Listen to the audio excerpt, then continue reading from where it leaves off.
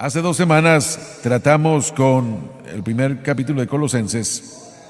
Presentamos el hecho de que mientras tratamos con el hecho de la primera área de falsa enseñanza que los apóstoles o que el apóstol trató en Colosenses, cuando vimos los versículos 9 y 10, cuando Pablo utilizó palabras como sabiduría, entendimiento espiritual, conocimiento, ese tipo de palabras, fue un argumento directo contra los gnósticos que estaban entrando a la iglesia.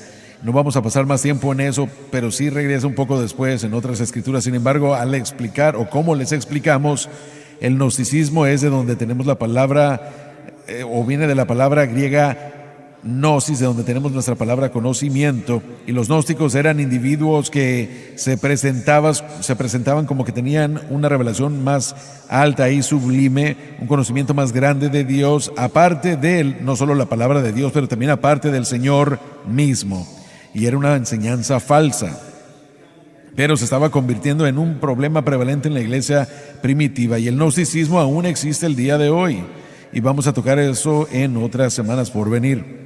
Pero ahora estamos llegando al versículo número 18.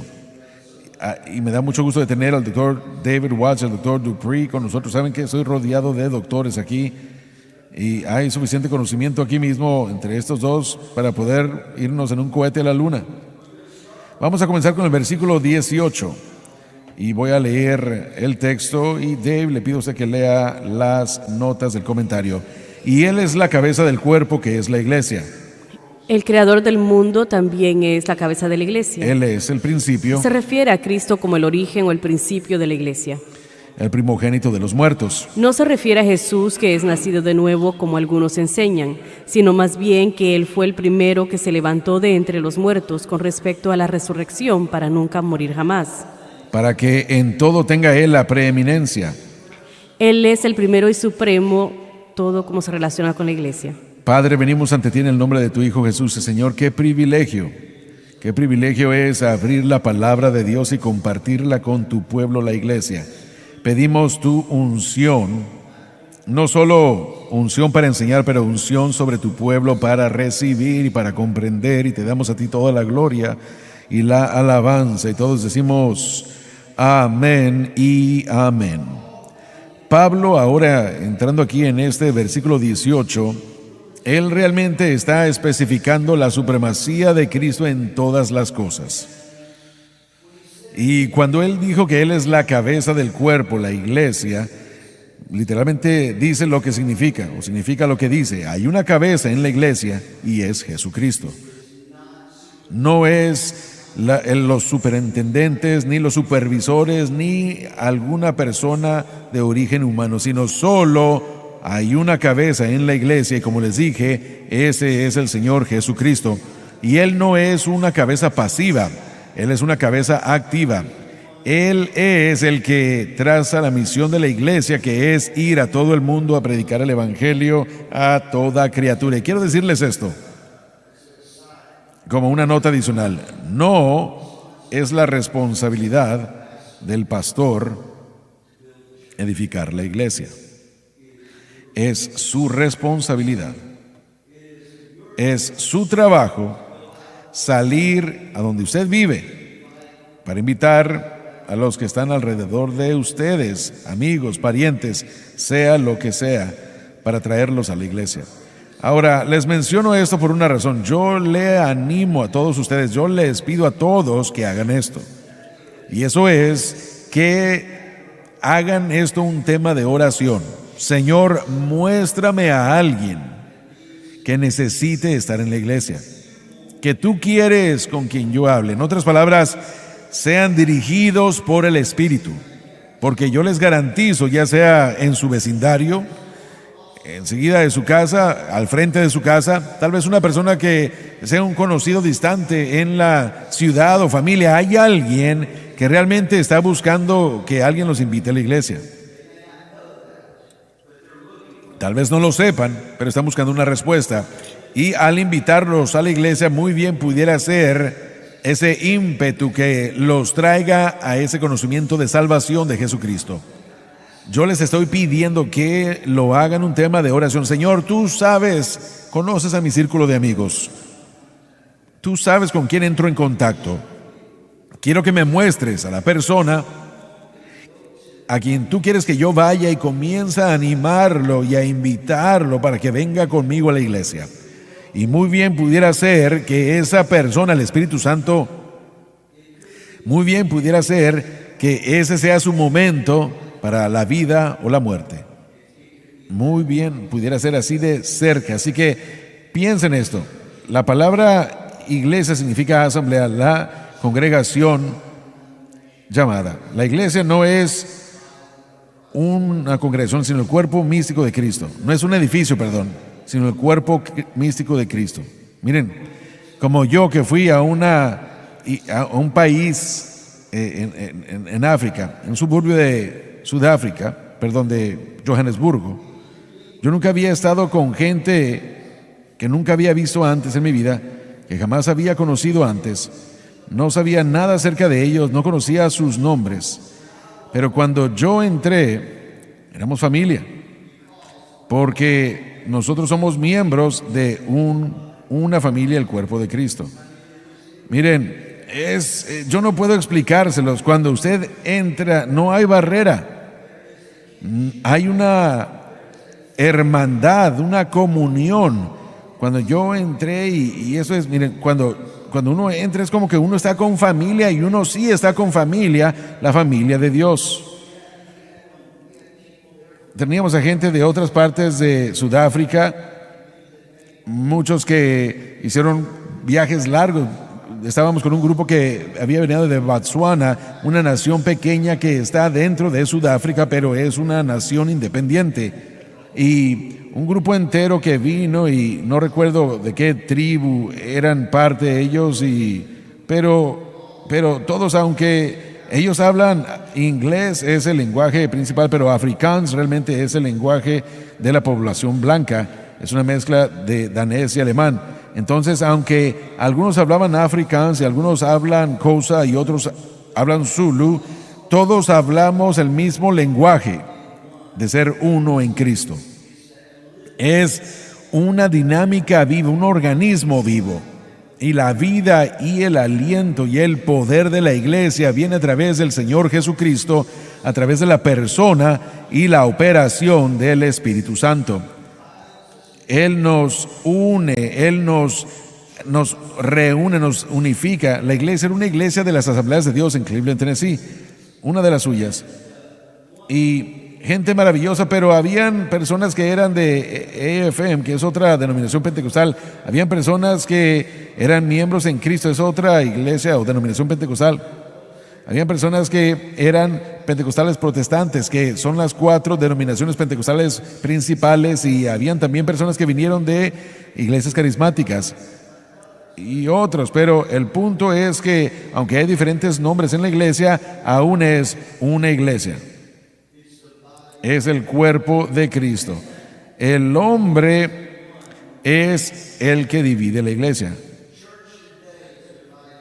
La iglesia está dividida por doctrina, y está dividida por la raza, está dividida en algunos casos por situaciones socioeconómicas, y la lista puede continuar. Pero cuando Dios ve desde el cielo a la tierra, no ve metodista, Asamblea de Dios, bautista, carismático, independiente, solamente ve a cristianos nacidos de nuevo, que todos son uno en Cristo. Así que, aunque tal vez, miren, yo soy un hijo único, pero la realidad es que en Cristo yo tengo un número incontable. Solamente Dios conoce el verdadero número de hermanos y hermanas que yo tengo en esta tierra, y ustedes también. Así que cuando se reúnan, tienen ese lazo común. Tal vez no sepan nada de la persona, pero tienen un lazo en común por causa de la sangre de Jesucristo, el Hijo de Dios. Sabe, pastor, la palabra iglesia de hecho viene de 2 diferentes palabras griegas que se unen. Significa llamado a salir del mundo para Dios. Una congregación, una asamblea llamada para Dios es una asamblea a la cual Él nos ha llamado.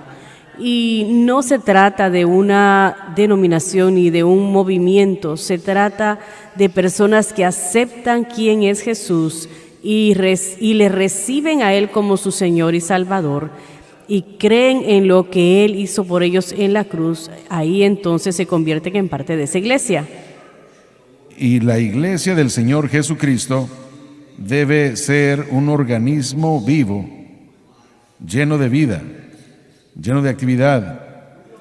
Nosotros no nos dirigimos por sentimientos, pero gracias a Dios que tenemos algo que podemos sentir. Cuando ustedes lleguen a la iglesia correcta, pueden sentir que están en el lugar correcto. Esta es una historia graciosa, pero verdaderamente está sucediendo. Un evangelista amigo mío nos está diciendo, nos contó la historia, es el peor de las vergüenzas que ha sufrido en el ministerio, es que él era un amigo, o llamó a un conocido suyo, un pastor, y él dijo: miren, acabo de mudarme a un pueblo nuevo, a una nueva iglesia. Él dijo: esta es mi segunda semana y una emergencia familiar ha surgido, tengo que salir de la ciudad, no tengo yo un asociado, ¿está usted libre? ¿Puede venir a tomar su lugar el domingo? Yo le dije: sí, claro, sí, estoy libre, puedo venir. Él dijo: yo jamás he estado en este lugar. Y él me dijo: yo llegué y no estaba muy lejos de donde él vivía. Ese domingo en la mañana salió temprano, él llegó al pueblo y él no escribió el nombre de la iglesia correctamente. Así que él llega y ve una iglesia y ve el letrero y él piensa: ese es el nombre de la iglesia. Así que él estaciona su auto y él entra, y hay gente que estaba ahí, le dice: ¿les podemos ayudar? Sí, bueno, yo voy a ocupar el lugar del pastor ahora. Y bueno, por coincidencia, el pastor de esa iglesia estaba fuera de la ciudad también. Así que le dijeron: bueno, no sabíamos nosotros que íbamos a tener a un suplente. Bueno, entonces él llega, se va a la plataforma, comienza el servicio, y ellos dijeron: bueno, no sabíamos que íbamos a tener un invitado, así que le pidieron que llegara desde el principio, y él comienza a hablar, y él comienza, bueno, se hace obvio que es pentecostal. Estaba en una iglesia metodista. Y uno de los hombres se levantó y dijo: creo que están buscando la iglesia que está a un par de cuadras de aquí.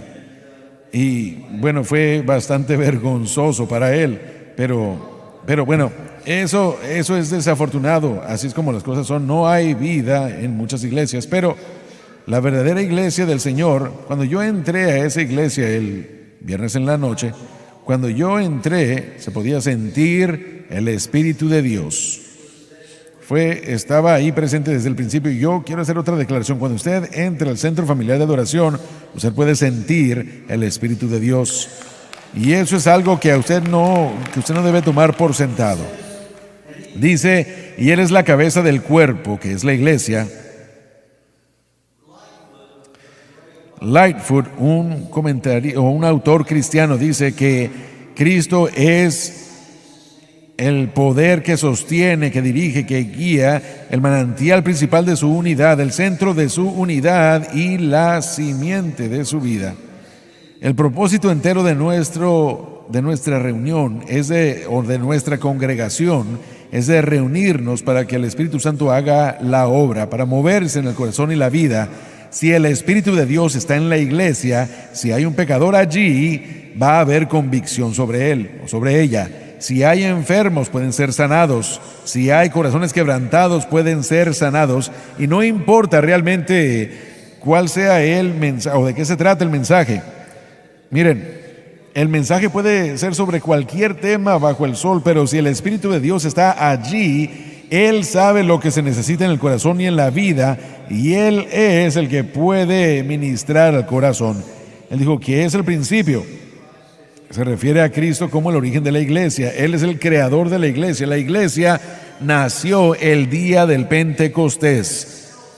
Y esto nos dice que así como nació la iglesia el día del Pentecostés, el Señor quería no solo que la primera iglesia, sino que la iglesia de hoy fuese una iglesia infusionada con el poder del Pentecostés, que fuese una iglesia llena del Espíritu, dirigida y conducida por el Espíritu. Miren, estaba hablando yo con el pastor allí acerca del estado de la iglesia en Sudáfrica, y ellos, así como me estaba contando, están tratando con algunos de los problemas que tenemos nosotros aquí en Estados Unidos. Y eso es que, miren, estamos viendo a demasiados de nuestra iglesia pentecostal que está siendo apoderada o que está siendo controlada por pastores jóvenes que realmente no tienen una experiencia pentecostal ellos mismos. Y dijo, la iglesia está perdiendo su poder en demasiados círculos. La iglesia está perdiendo la preeminencia de Cristo, enfocándose en programas y planes. Y la iglesia simplemente es un lugar para que el cuerpo de Cristo se reúna para darle la bienvenida a la presencia del Espíritu Santo y luego que permita que Él haga su obra. Pero nosotros debemos quererlo y desearlo. Él dijo que el primogénito de los muertos, como dice el autor aquí en la nota del expositor, dice, no se refiere, porque hay una enseñanza en el gnosticismo moderno que viene bajo el encabezado de la palabra de fe. Una de sus enseñanzas primordiales de doctrina es la doctrina de que Jesús murió espiritualmente o el Cristo nacido de nuevo, que de hecho enseñan que de este versículo ellos dicen que el significado del primogénito de los muertos significa que cuando Jesús murió en la cruz, que no era un sacrificio, Él no solo tomó el pecado de la humanidad sobre sí mismo, sino que literalmente se convirtió en pecado. Aún enseñan algunos de ellos que en la cruz Él se convirtió en una persona poseída y que cuando Él murió en la cruz murió perdido, fue al infierno y durante 3 días en el pozo del infierno Él sufrió abuso bajo las manos de Satanás y en algún momento en el 3er día Dios el Padre dijo suficiente ya y Cristo se convirtió en el primogénito de los muertos. Y eso es herejía. Eso es una herejía. Eso es, miren, la falsa doctrina ni siquiera es una palabra amable, es absolutamente plena herejía. Y aún así me atrevo a decir que cualquier persona que enseña eso es un hereje. Eso es falso desde la A hasta la Z. Y cuando dice aquí el primogénito de los muertos, no se refiere a que Cristo nació de nuevo, sino que Él es las primicias de la resurrección venidera. Él, al salir de la tumba victorioso sobre el mundo, la carne y el diablo, al salir victorioso, al ser levantado de entre los muertos, Él sirve como las primicias, las arras, el depósito de la resurrección por venir, que es el arrebatamiento de la iglesia. Y tal como Él salió de esa tumba, un día cuando suene la trompeta, todos los muertos en Cristo que han llegado a existir saldrán de esas tumbas para ser unidos con Él, y luego nosotros que estamos vivos y que permanezcamos seremos arrebatados, para que en todo tenga Él la preeminencia. Significa toda la gloria le pertenece a Él. Dios no compartirá su gloria con nadie. Luego dice, por cuanto agradó al Padre que en Él habitara toda la plenitud. Veamos la primera parte de eso. Porque por cuanto agradó al Padre.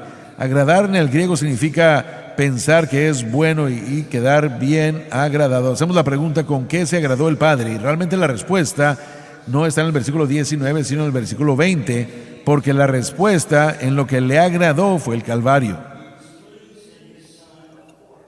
Él estaba feliz y alegre por su Hijo, por supuesto, pero le agradó. Cristo tuvo que morir.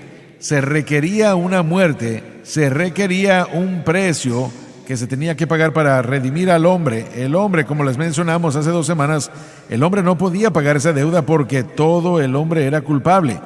Pero Dios envió a su Hijo porque de tal manera amó Dios al mundo. Así que somos salvos el día de hoy, no por nuestras maquinaciones, por nuestras obras y por nuestro bien o mal. Somos salvos por causa del sacrificio del Hijo de Dios, y le agradó al Padre que esto sucediera. Él dijo que en Él toda la plenitud morara, y esta plenitud, esto nos habla de todo lo que Dios es, todo lo que usted puede inventar. En Él, la plenitud de todo lo que Dios es se encuentra en el Hijo Jesucristo. ¿Usted quería decir algo? Bueno, cuando vemos a la iglesia, la primera vez que la palabra iglesia se usa en la Escritura, de hecho es en Mateo 16, versículo 18, cuando está hablando con Pedro. Sí. Y dice: tú eres Pedro, y sobre esta roca edificaré mi iglesia, y las puertas del infierno no prevalecerán contra ella. Así que cuando estamos hablando de la preeminencia, Cristo fue antes, Él es en el presente y Él será en el futuro. Nosotros, Él es la preeminencia, y las puertas del infierno no prevalecerán contra Él, porque Cristo pagó el precio por nosotros para que tengamos victoria en su iglesia a través del precio que Él pagó en la cruz.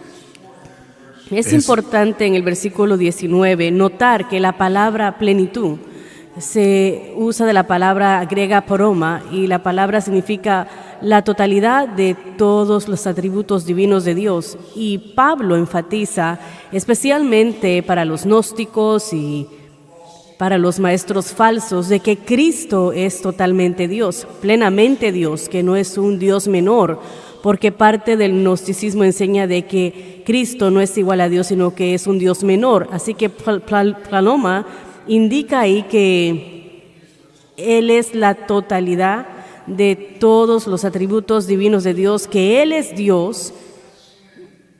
Y en el concilio del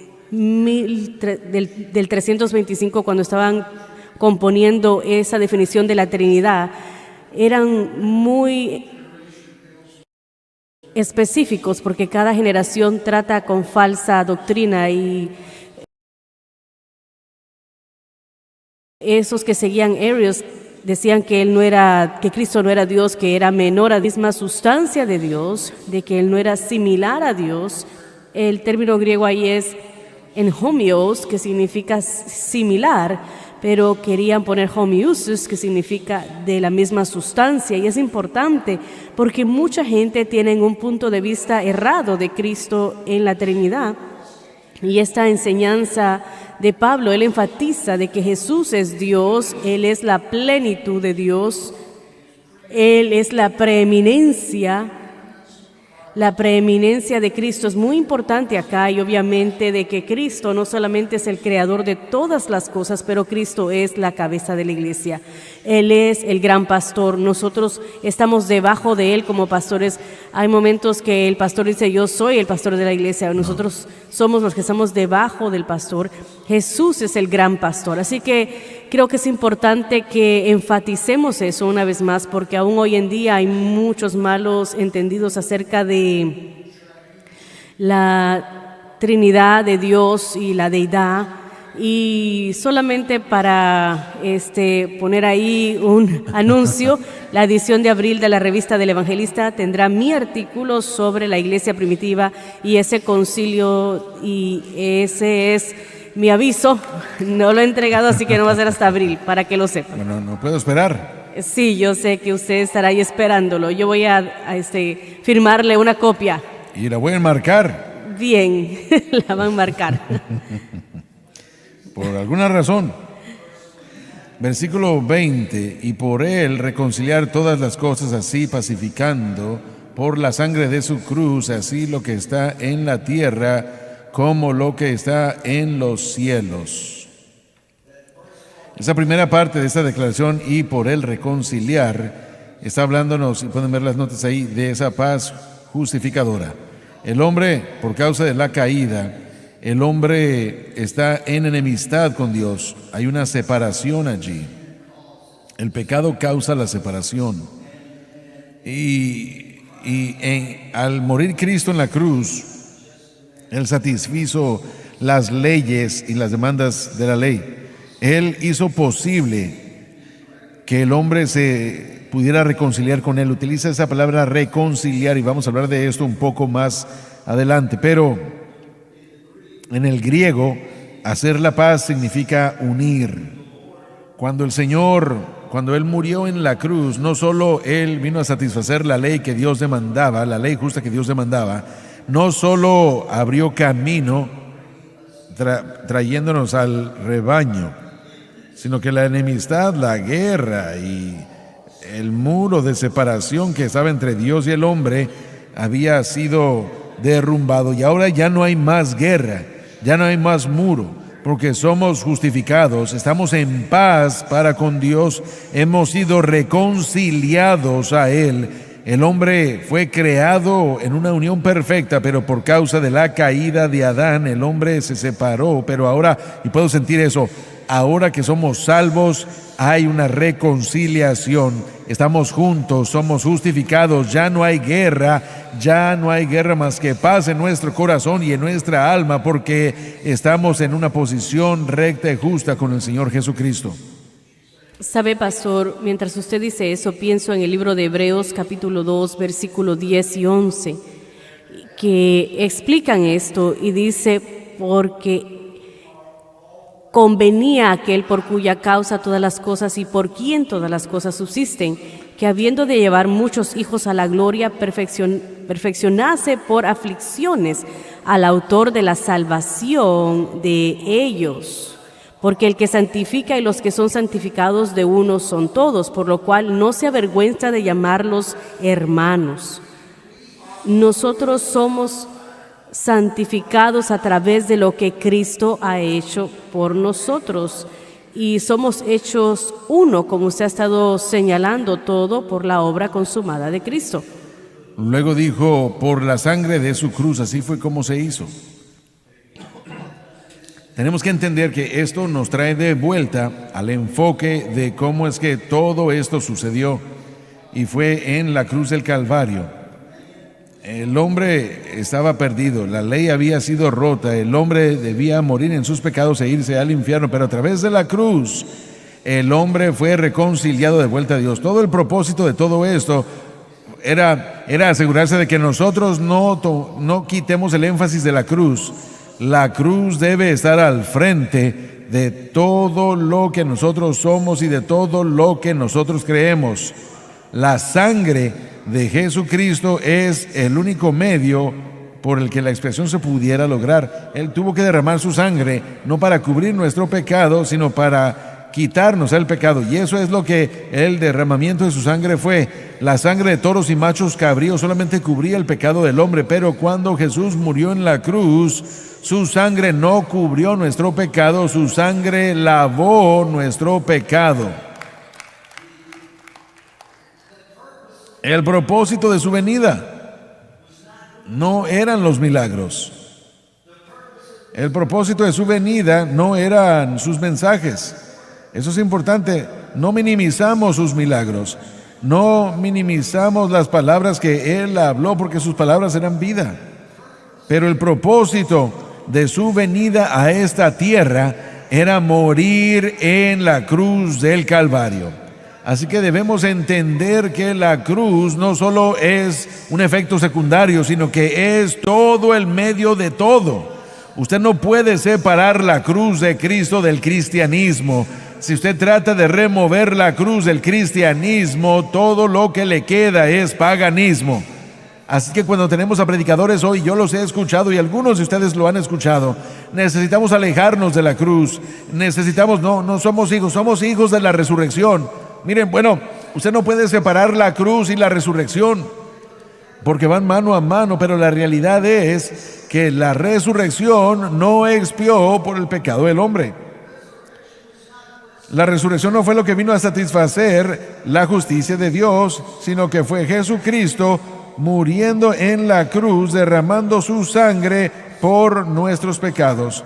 Meyer Pearlman, en su libro Conociendo las Doctrinas de la Biblia, él dijo que el evento primordial y la doctrina central del Nuevo Testamento se puede resumir en estas palabras: Cristo murió por nuestro pecado. Ese es el tema, aleluya. Desde el principio, aleluya, desde Génesis hasta Apocalipsis, la Biblia es simple. El tema es este: el hombre nace perdido, el hombre no se puede salvar a sí mismo y el hombre está destinado a una condenación eterna. Pero Dios, que es rico en misericordia, pero Dios que, ay, miren, yo lo siento, puedo sentirlo, pero Dios, que es rico en misericordia, envió a su Hijo para hacer lo que nosotros no podíamos hacer, y eso es expiar nuestro pecado. Alguien debe alabar. Hermano Dani, algunos que enseñan el universalismo citan la última parte, por él reconciliando todas las cosas a sí mismo, enseñando algo universal. Ya voy a llegar a ese punto. No quiero adelantarme. No, adelante. Solamente quería señalar que no es una reconciliación. Una reconciliación final. Sí, sino que solamente es por la sangre y fe en la sangre. Bueno, de lo que él está hablando, de la reconciliación final, es que hay una enseñanza falsa que dice que en el final de todo Dios se va a reconciliar con todos de vuelta para consigo mismo, aún a todos del infierno. Pero eso es una falsedad. El infierno es para los que han rechazado el cielo, y el cielo es para los que han aceptado. Y la única reconciliación que se nos da es para los que expresan fe en Cristo, en lo que Él hizo. Y debemos enfatizar que el infierno es un tormento de conciencia. Absolutamente. No es que vamos a ser eliminados, no hay eliminación en el lago de fuego, no vuelve a salir de ahí, es eterno, es real, y es una realidad muy triste que la mayoría de la gente en la tierra hoy en día hacia ahí van. Y debemos de llevar ese evangelio porque es eterno y es un tormento consciente eterno. En la palabra de Dios hay 5 palabras claves que la Escritura y el Espíritu Santo utilizaría para hablar de la salvación. La primera es la palabra sustitución.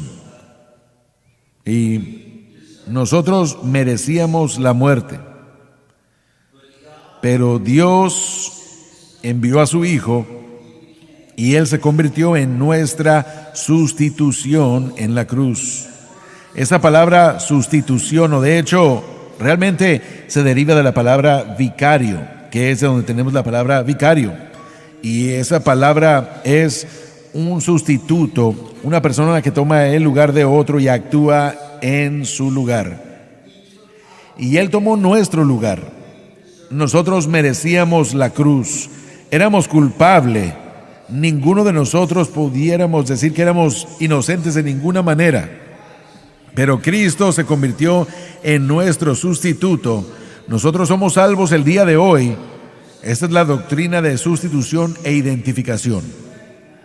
Nosotros reconocemos que debimos haber muerto, pero Él es nuestro sustituto, y nosotros como pecadores que confesamos nuestro pecado, nos identificamos con ese sustituto, nos identificamos con Cristo, ponemos nuestro pecado en Él y Él se convierte en nuestro sustituto. La segunda palabra es expiación. La palabra expiación literalmente significa una cobertura, y realmente es un término del Antiguo Testamento. Es utilizado más de 500 veces en el Antiguo Testamento.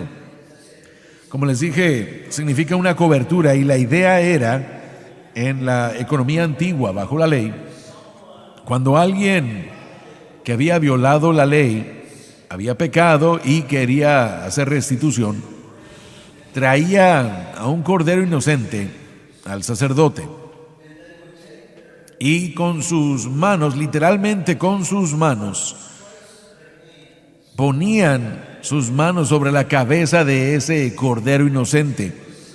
Eso era simbólico de transferencia de su culpa a ese cordero inocente. Y luego el cordero era enviado al desierto. Y esa es la idea entera. Él se convertía en nuestra cobertura.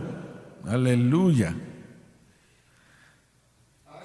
Nuestros pecados son echados. Tan lejos está el oriente como el poniente. Al salir ese cordero al desierto, nunca se volvía a ver. Cuando usted fue o cuando usted aceptó a Jesucristo, sus pecados fueron borrados y desechados. El diablo puede echarle en cara su pecado, pero en el Espíritu usted le puede decir: yo no sé de qué estás hablando, no hay registro. Mis pecados están cubiertos por la sangre. El tercero es propiciación. Significa un alejamiento de la ira.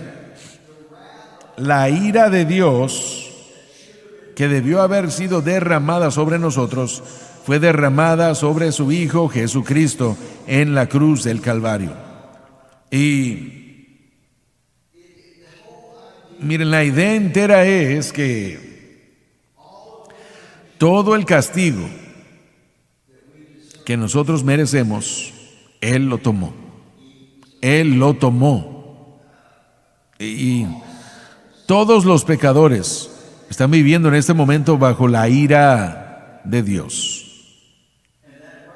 Y esa ira de Dios, si no vienen al Señor, el resultado final de esa ira es una condenación eterna, una total y completa separación. La cuarta palabra es reconciliación, que vimos esa palabra reconciliar. Y la idea entera de reconciliación, ya lo hemos explicado un poco, pero estábamos separados, éramos extranjeros, estábamos fuera de la comunión. Pero cuando Jesucristo murió en la cruz y cuando nosotros pusimos nuestra fe en Él, fuimos reunidos con Él, unidos una vez más. Es como cuando cuando una familia tiene un argumento, una discusión, y un hermano o una hermana o un marido y mujer, cualquiera que sea el caso, se dividen durante un tiempo por problemas, pero se reúnen y ellos hacen la paz y hay una reconciliación. En la cruz del Calvario hace 2000 años, toda la humanidad que le crea a Él fue reconciliada de vuelta con Dios a través de lo que Jesucristo hizo en la cruz. La quinta palabra es redención. Y miren, ustedes saben lo que significa esto. Esto conlleva la idea de comprar de vuelta. La idea es de que nosotros éramos esclavos al pecado. Nosotros éramos esclavos a la naturaleza pecaminosa. Como dice el escritor, dijo, estábamos en esa subasta del pecado. Pero cuando Jesús murió en la cruz y cuando pusimos nuestra fe en lo que Él hizo en la cruz del Calvario, Él literalmente estaba comprándonos. El precio, ese precio fue su sangre. Y el precio fue tan grande que Él pagó, que jamás volverá a tener que pagarse nada más. Fue de una vez y para siempre, y su sangre lo cubre. Aleluya. Y dice, por Él reconciliando a todas las cosas. La palabra significa restaurar y arreglar diferencias, como ya se los dije. Y en la cruz del Calvario, Él arregló las diferencias. Él arregló todo. Viene de la palabra griega cartilage, significa la restauración de cosas y relaciones rotas. Yo no sé ustedes, pero yo estoy tan alegre de que estoy reconciliado con Dios. Estoy tan alegre de que soy salvo. Yo estoy tan alegre de que yo sé que hace 2000 años Él llevó mi pecado y mi vergüenza sobre la cruz, y el día de hoy puedo decir que soy salvo, he nacido de nuevo. Yo estoy en comunión correcta y propia con el Señor Jesucristo, pero solo por causa de lo que Él hizo en la cruz del Calvario y mi fe en ello. Quiero decirles que cuando alguien les pregunta qué es lo que ustedes creen, ustedes solo digan: yo creo en Cristo y Él crucificado.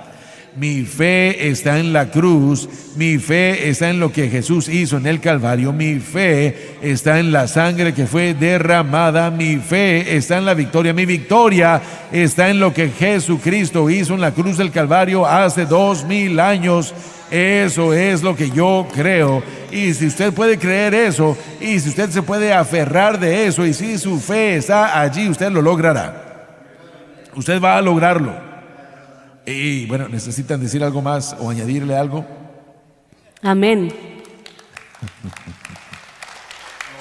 Ay, tenemos solo, bueno, ya tenemos que cerrar. Pero bueno, miren, un versículo más y después cerramos.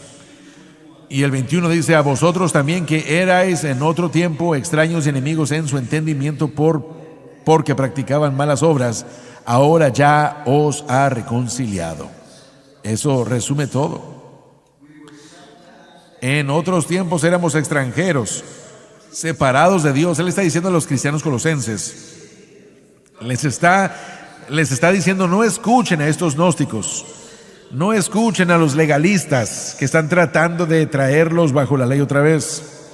No escuchen a esos piadosos autojustificados que les dicen: ustedes tienen que negarse de todos los placeres de la vida para tratar de ganarse su salvación. Ustedes son salvos hoy. Ustedes saben que eran extranjeros, extraños, pero ahora están en relación correcta, no por causa de algún conocimiento superior que el hombre pueda llegar a enseñarles, sino por causa de quién es Jesús y lo que Él hizo en la cruz del Calvario. Así que Él está hablando de antes. Él está poniéndolos a prueba. Ustedes saben lo que eran antes de que fuesen salvos. Ahora vean qué es lo que son ahora. Ya no son extraños, sino que están en comunión. Saben, les quiero hacer una pregunta. Realmente no voy a responderla hoy, pero voy a responderla el domingo en la mañana. ¿Cuánta gente creen ustedes que están sentados en la iglesia, que piensan ser salvos, pero no lo son? Yo he estado leyendo la historia de vida de John Wesley. John y Charles Wesley, los fundadores del metodismo. Él estaba en sus 40s y era un pastor anglicano, pastoreando una iglesia. Y antes de eso él había sido misionero aquí en Estados Unidos. Había venido de Inglaterra, en el estado de Georgia, al estado de Georgia para evangelizar. Y aún así él estaba en sus 40s y un pastor, y él finalmente tuvo que admitir un día: yo no soy salvo. Realmente no, porque él estaba tratando de ganarse su salvación.